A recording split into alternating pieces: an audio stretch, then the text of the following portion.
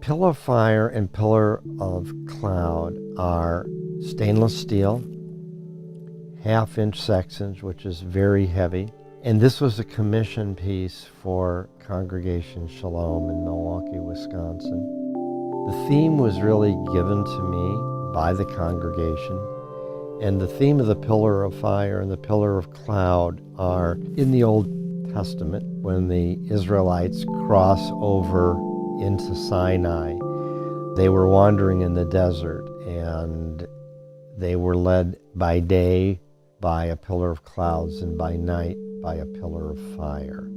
I loved the theme in a physical sense because obviously pillars reaching up to heaven are something I think that any sculptor might be interested in. They're tall, they're vertical, they have to move. The scale that was called for in this particular piece was about 25 feet tall. The building they stand in front of is 35 feet.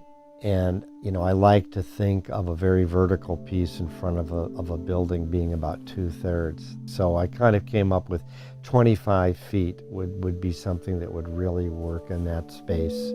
Working with those constraints, you know, I knew this had to be stainless steel. There was nothing else that was going to work in the environment and that would be possible to be done. And so that was really my design starting point. And then with the difficulty in creating clouds is that clouds are kind of horizontal. And, you know, how do you get something horizontal to go 25 feet up? How do we move from one layer to another? How are we going to create a tower? So in this particular image, I had to think about getting stuff to swirl and then move up.